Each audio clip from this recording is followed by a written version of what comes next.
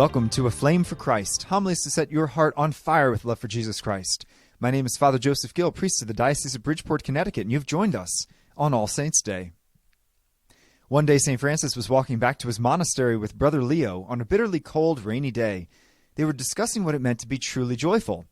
And so Brother Leo suggested several things that might be joyful. He said, well, being in perfect health would be joyful, or having knowledge of all sciences and nature would be joyful, having the ability to work miracles, converting souls to Christ. Yet every time Leo would mention one of these, St. Francis would shake his head and say, no, that's not true joy. So finally, Brother Leo ran out of ideas, and in frustration, he demanded of St. Francis, then what is true joy, really?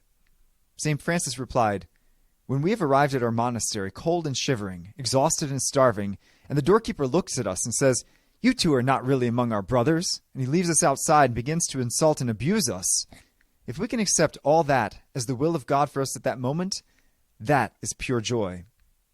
You know, Francis was quite right, and I think one could certainly consider him to be one of the happiest men to ever live. We all want to be happy. In fact, every decision we make is for our happiness. Why do we come to school? Well, because we think a good education will give us a good job someday, and that'll make us happy. Why do we spend time with this friend or that friend? Because they make us happy. Why do we play this sport or that sport? Because we enjoy it. It makes us happy. And Jesus in the Gospel gives us 8 guidelines for happiness. He begins each beatitude with those words, blessed are you. In other words, you'll be happy if you do these things.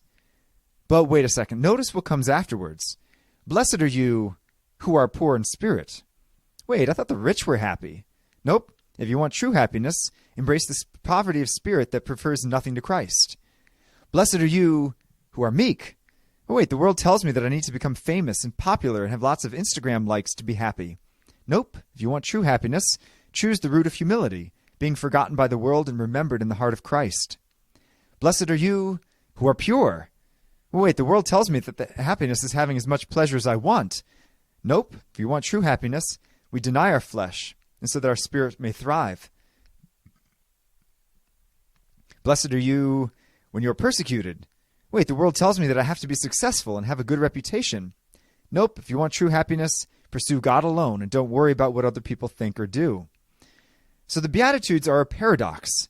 And a paradox means that two things are seemingly opposite, but are both actually true. On one hand, we have to deny ourselves, and on the other hand, we find joy in God. Both are true. And I think it's important to make a distinction between the happiness that we long for and the happiness that the world offers, right? Because one type of happiness is based on our circumstances. When everything in our life is going well, like we're healthy, we have lots of friends, we have money in our bank account, then we experience happiness. But the problem with this type of happiness is that it's very fickle, right? It can change in an instant when our circumstances change. We get sick, we lose a friend, we lose our job. But a deeper kind of happiness, a true joy, is based on the unshakable confidence that we are profoundly, personally, passionately loved by God, and that our life has meaning and purpose in glorifying Him here and enjoying Him forever in heaven. This is what can never be taken away. And it is this deeper happiness that all the saints had. This is why Mother Teresa could smile when picking up a maggot-infested dying man from the gutter. This is why St. Cecilia could sing with joy when she was being martyred for her faith. This is why St. Francis could praise God in utter abject poverty. This is why St. Thomas More could make a joke when about to be beheaded for his Catholic faith, saying to the executioner, please do not harm my beard, it did nothing wrong. The saints knew that their happiness did not come from their circumstances, but rather from the unshakable belief that they were loved and that their life was directed to heaven.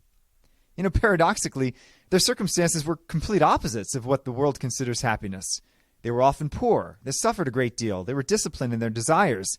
They practiced virtue amidst difficult trials, and sometimes they even lost their lives to the faith.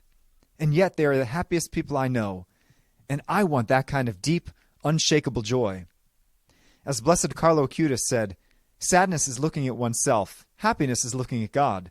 Conversion is nothing but a movement of the eyes. You want to be happy? Strive to be a saint.